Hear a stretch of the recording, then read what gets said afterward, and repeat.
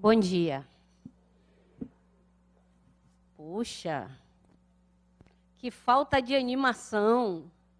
Vamos de novo, né? Bom dia. Melhorou. Melhorou sensivelmente. É uma alegria estar aqui com vocês nesta manhã, sexto dia da nossa 11ª Semana Espírita, e eu me sinto muito feliz. Feliz por estar participando desta Semana Espírita com um tema que é extremamente revelador para cada um de nós, e feliz por estar aqui neste trabalho, que foi o primeiro trabalho que me acolheu quando aqui cheguei a esta casa. Estou muito feliz, honrada, e desejo que nosso encontro seja de crescimento para cada um de nós. Espiritismo, religião e amor é o nosso tema. Tema que tem sido desenvolvido durante esta semana, que ainda será desenvolvido durante o transcorrer do dia e amanhã pela manhã, com subtemas específicos para que nós possamos ir aos poucos fazendo uma construção que é nossa, é uma construção que é pessoal. E para o Evangelho, logicamente, teríamos que buscar um tema que pudesse ser correlacionado e que pudesse nos favorecer uma compreensão de amor, de religião, de religiosidade. E aí nós escolhemos o capítulo 19 do Evangelho segundo o Espiritismo, que é o capítulo que trata da fé que remove montanhas, que na nossa compreensão tem tudo a ver com a Semana Espírita, tem tudo a ver com as reflexões que é extremamente importante que nós possamos fazer. Mas se eu deixar de fazer algo que eu faço sempre, em todo o trabalho que aqui realizo, não seria eu, não é? Seria outra Ednilze Fidelis. Então eu vou pedir a vocês, por favor, que se levantem. Todos de pé. Agora vamos olhar para a pessoa que está do nosso lado. Vamos dar um sorriso para ela. Vamos dar um bom dia.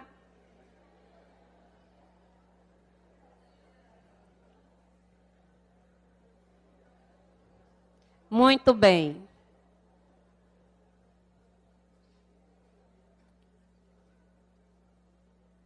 Podem sentar.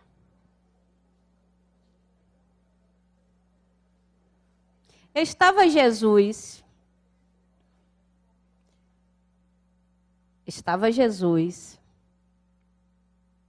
em determinada localidade, pregando como sempre fazia, ensinando como sempre fazia, quando chega um pai desesperado.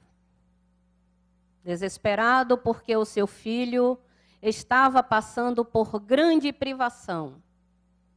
E ele vem pedir a Jesus que ajude o seu filho, porque ele está sofrendo de interferência espiritual, o que vem trazendo para este jovem uma grande dificuldade. E ele diz a Jesus: solicitei aos teus discípulos que curasse o meu filho, mas eles não conseguiram fazê-lo. Jesus aí diz a ele: desejas que eu cure o seu filho? Sim, desejo que o cures. Ele aí ordenou àquele espírito que se afastasse daquela criança e ele ficou livre da interferência espiritual que o perturbava.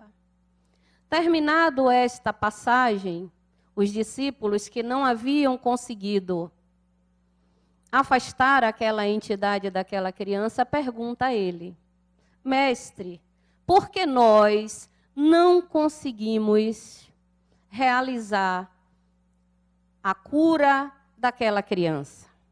Aí Jesus lhes diz: homens de pouca fé, Até quando estarei entre vocês para dizer-lhes que tudo o que vocês desejem realizar, vocês conseguirão fazer?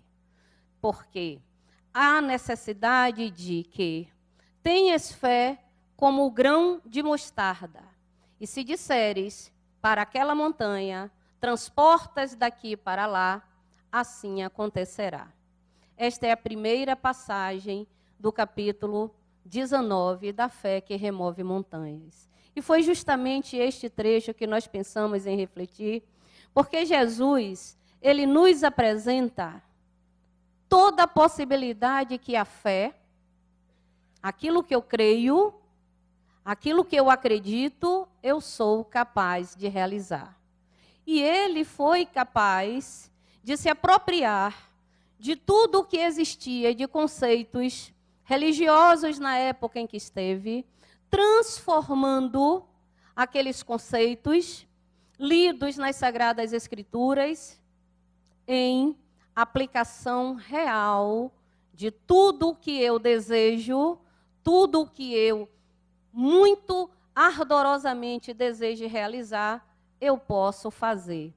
Desta forma, ele era capaz de curar cegos, de afastar os espíritos, de transformar água em vinho, de multiplicar os pães, porque ele era efetivamente o exemplo vivo de que tudo o que nós desejarmos, nós somos capazes de realizar. E Jesus foi além, não foi? Ele foi além nesta passagem do Evangelho, quando ele diz que tudo aquilo que ele fazia, nós todos também seríamos capazes de realizar. Bastaria o quê? Que tivéssemos fé. E aí, nesse momento em que, se tivéssemos fé, eu me questiono e questiono a vocês, o que é a fé? O que é a fé para mim? O que é a fé para vocês? É o quê? É uma força? O que mais? É o quê? É o quê? Não ouvi, desculpe. Certeza. O que é mais? Confiança. Atração. Fé é acreditar, não é?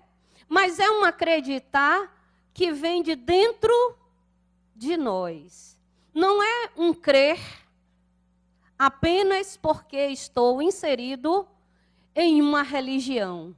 Porque a religião, além de ter o papel de agregar indivíduos em torno de mesmos pensamentos, de mesmas linhas de condução de atitudes, a religião ela tem um papel profundo, que é a possibilidade de conexão entre nós, espíritos, e o sagrado, e o divino. Então, a religião ela tem que ter este papel significativo.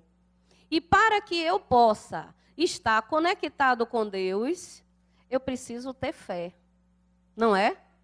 Mas não é uma fé externa, é uma fé naquilo que eu efetivamente acredito.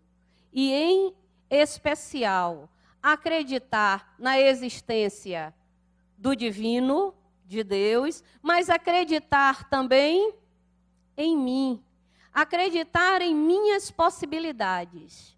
E aí me recordo, que eu estava justamente lendo uma história de um monge indiano que passou 20 anos em reclusão religiosa, só estudando as Escrituras, trabalhando a terra e buscando por iluminação.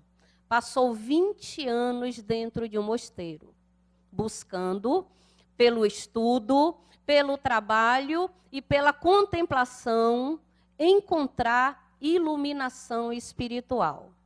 Passado 20 anos, ele acreditou que sim, havia chegado a iluminação. E a iluminação dizia a ele que Deus existia em tudo o que havia. Na terra, nos animais, nas pessoas, enfim. Deus estava em tudo e em todos. E aí, maravilhado com esta descoberta que havia feito, resolveu então sair para a cidade e no caminho para a cidade dizer a todas as pessoas: Deus existe na natureza, na terra, nos animais e até mesmo nas pessoas. Adentra a cidade e resolve ir para o mercado, dizer a todas as pessoas que encontrassem que Deus existe nas pessoas, nos animais. Deus existe na natureza. Só que indo para o mercado, vem de encontro a ele um elefante imenso, desgovernado. E todas as pessoas que estão ali, próximas a ele, diz a ele: saia da frente, elefante desgovernado. Ele aí diz: não vou sair da frente, porque Deus também existe neste elefante desgovernado. E continua parado e o elefante se aproximando. Grita o proprietário do elefante do alto do elefante: saia da frente, o elefante está desgovernado. Não, parado continuou, porque Deus está também neste elefante. Não saiu da frente do elefante, o que foi que aconteceu? O elefante passou por cima. Passou por cima e ele ficou muito machucado.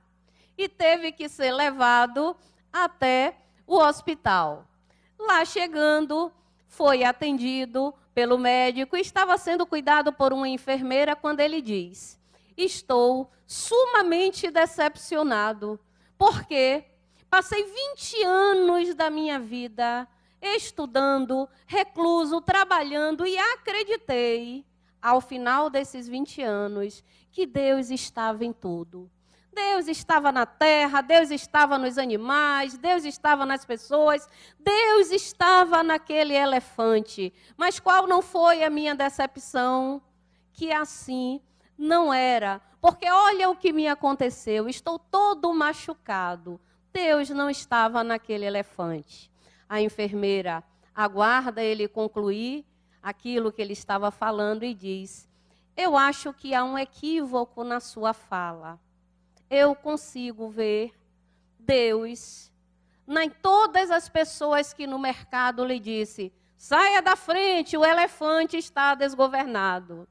Eu consigo ver Deus no dono do elefante que disse a você: saia da frente, o elefante está desgovernado.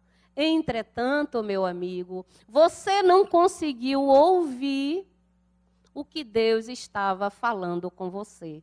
Por este motivo, você se machucou.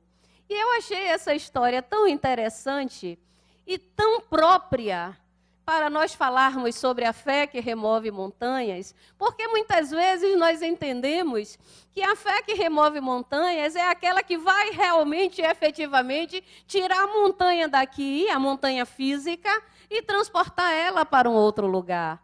Quando, na verdade, a montanha são tantas coisinhas pequenas que nós ainda temos que transformar, que modificar dentro de cada um de nós. Então, a fé que remove montanhas, remove as montanhas do nosso orgulho, as montanhas da nossa vaidade, dos nossos apegos e da nossa incredulidade. E aí vem Jesus e diz que nós somos capazes de realizar tudo o que ele realizou se tivermos fé. Vem a doutrina espírita há 158 anos atrás e realiza a mesma fala. Nós seremos capazes de realizar tudo o que desejarmos realizar, se tivermos fé. A fé real, a fé concreta, que nos diz que somos espíritos criados por Deus, por amor e criados para o amor. Os caminhos que eu seguirei para a realização disso que para nós é determinante em nossa existência, criados por amor e criados para o amor. É um caminho que cada um de nós iremos realizar. Aí eu refletia um pouco e um pouco mais, até sobre a minha condição da fé. Militante espírita, este ano fazendo 28 anos, venho estudando a doutrina. Estudando alguns temas da doutrina me atraem mais proximamente e me recordo que da primeira vez que eu fui convidada a fazer um trabalho, eu ainda tinha muito pouco tempo de militância espírita.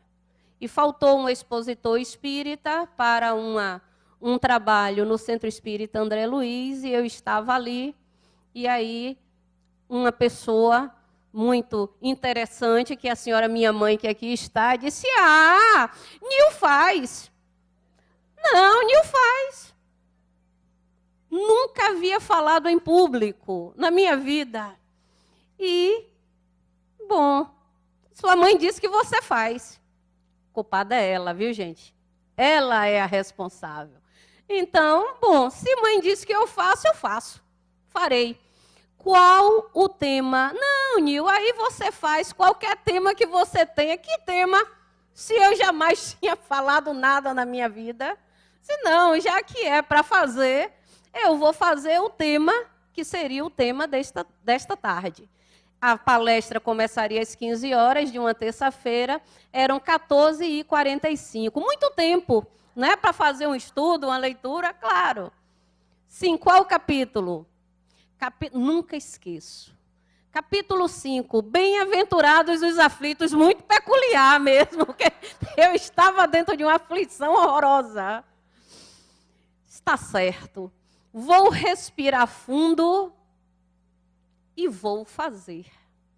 Vou fazer, porque se alguém acredita que eu sou capaz, Deus está falando pela boca desta pessoa, não é possível, não é? E aí me recolhi 5 minutos, respirei fundo, fiz a leitura do Evangelho, decidi sobre qual seria a linha de conversa com eles e fui. Foi aquele verdadeiro, segura na mão de Deus e vai, né? Fui. E foi a minha primeira oportunidade. Sem ter preparado o conteúdo, sem ter tido tempo hábil para elaborar um estudo, mas com algo que, para mim, foi extremamente importante. Com fé. Acreditando que poderia, de alguma forma, contribuir para que as pessoas que ali estivessem saíssem, pelo menos, com uma dúvida. Ou seja, até aqui, eu venho me conduzindo desta forma. A partir daqui, será que eu posso realizar atividades diferentes do que eu venho realizando? E tem sido, a partir de então, o ponto onde eu busco trabalhar. Pegar aquilo que a doutrina espírita me ensinou, pegar o conhecimento adquirido dentro do estudo e transformar isso em algo que possa ser acessível a todas as pessoas. Porque isso é apropriação da religião, né? Daquilo que a religião nos traz, daquilo que, dos conceitos e dos conteúdos que ela nos apresenta, e a doutrina nos traz através dos livros da codificação, apropriar isso para você, para as suas possibilidades, porque não adianta você tentar ir muito além daquilo que você é capaz de realizar. Então, aquilo que você é capaz de realizar, é isso que você vai desenvolver. Então, eu penso que a fé que transporta montanhas, associado à religião, religiosidade e à doutrina espírita, que nos apresenta um código de vida, não um código nem normas para que nós possamos seguir, mas um roteiro para que nós possamos conduzir a nossa existência. um roteiro para que nós possamos pensar que a nossa vida, ela efetivamente influencia outras vidas. E é o que eu acredito que nesta manhã de sábado, nós devamos refletir com relação à fé que transporta montanhas e aquilo que nós abraçamos. Porque todos nós que aqui estamos, aqueles que estão presentes no salão e aqueles que estão presentes assistindo pela TV Harmonia, escolheu a doutrina espírita. Escolheu tentar entender o que o Espiritismo tem a nos oferecer. A princípio, nós começamos estudando os livros, não é isso? Estudamos o livro dos Espíritos, estudamos os livros dos Médiuns, estudamos o Evangelho, estudamos a Gênese, estudamos céu e inferno. E aí, o que fazer com tudo isso que eu estudei? Porque já dizia Jesus, não é? A fé sem obras é uma fé? É uma fé? Exatamente. Portanto, eu tenho que pegar aquilo que conheço, aquilo que aprendi e vou aplicar isto. Isto é religiosidade. Isto é aquilo que eu utilizo da religião para aplicar na minha vida diária. E aplicar na minha vida diária representa diariamente, cotidianamente, dentro do nosso lar e fora dele. Costumo pensar que nós somos a melhor referência para o Espiritismo. Portanto, nós temos que atentar à forma como nós nos conduzimos diante das pessoas, a forma como nós nos posicionamos diante da vida, a forma como nós falamos sobre a vida, porque esse é o nosso cartão de visita. A doutrina espírita é uma doutrina que se alimenta daquilo que somos, porque se efetivamente nós aplicamos o que a doutrina nos propõe, que é nos entendermos espíritos na nossa vida diária, nós vamos entender também que as outras pessoas também são espíritos. Que as outras pessoas também têm direitos como eu tenho. Têm deveres como eu tenho. Então, vivenciar a religião é exercitar os seus conteúdos na prática diária, naquilo que eu sou, naquilo que eu represento, naquilo que eu sou capaz de realizar. Fé é realização. Fé é crer. Crer em algo que nos sustente. Mas crer em algo que nos sustente dentro de nós. E aí, lembro-me também de outro conto. Hoje eu estou cheia de contos, não é? Quem conta um conto, aumenta um ponto, não é isso? Não, não estou aumentando o ponto. Existe uma lenda esta árabe que fala de um servo que era muito voltado à fé. Mas era um homem idoso, simples, humilde, que tinha a crença concreta da existência de Deus. E era um homem pobre, era um homem que não tinha posses, mas que tinha uma fé robusta, que acreditava sinceramente que Deus existia em tudo. Ao ponto de ser convidado por um rico caravaneiro, um homem de grandes posses, para conversar. E aí, ele é convidado pelo rico proprietário de caravana para conversar. E ele aí diz assim: servo, ouço dizer que a sua fé é tão forte e tão concreta que você é capaz de realizar coisas que eu não consigo entender. Como pode você, um homem analfabeto, acreditar e ter tanta certeza da existência de Deus?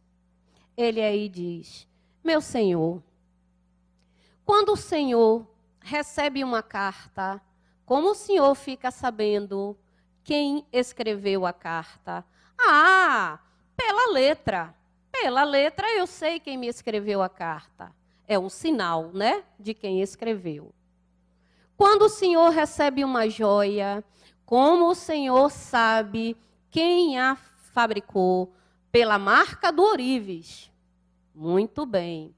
Quando pela manhã o senhor vê os passos em redor da tenda, como sabe identificar se foi um boi, se foi um camelo ou se foi um animal selvagem? Ah, pelas marcas que ele deixa na areia. Então, meu senhor, por favor, venha comigo até aqui fora. E saem para o deserto. Olhe para cima. E aí, o rico proprietário de tanto ouro, de tantas mercadorias, olha para cima e vê o firmamento pontilhado de estrelas brilhantes. Meu senhor, estas marcas não é de nenhum de nós. Esta é a prova da existência de Deus. E por isso que tenho fé, por isso acredito, porque não é obra de nenhum ser humano. Acredito que nós também façamos o mesmo. Acredito que nós estejamos inteirados de que Deus existe, de que Deus é o Criador, amor universal. Nós, suas criaturas, com possibilidades concretas de amar. O que depende de nós? Apenas nos colocarmos para fora e irmos de encontro ao outro. Tendo que neste final de trabalho da manhã, o que nós devemos guardar em nós é: temos uma religião que nos dá o norte.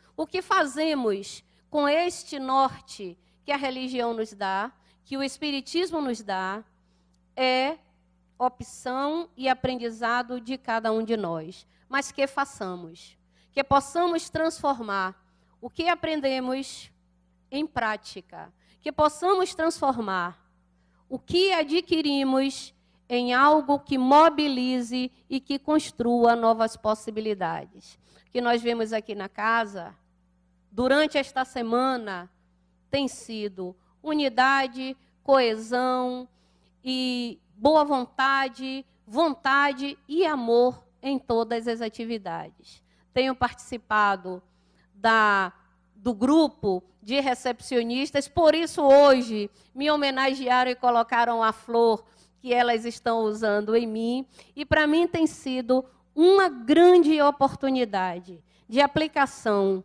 daquilo que nós aprendemos no sorriso que acolhe, no sorriso que ama, no sorriso que diz: você é querido, você é bem-vindo. Portanto, o que eu deixo para vocês é sorriam. Sorriam com a alma. Sorriam porque a vida é linda. Sorriam porque a condição em que vocês estão é o processo que vocês escolheram para experienciar e para viver. Sorriam e amem. E que possamos efetivamente comemorar mais 158 anos de Espiritismo. E hoje é o dia, né, de publicação do Livro dos Espíritos, que nós possamos estudar, mas principalmente vivenciar o que a doutrina nos propõe. E no caso específico do Evangelho, muito mais importante do que estudar é aplicar, é vivenciar. Muito obrigada e muita paz.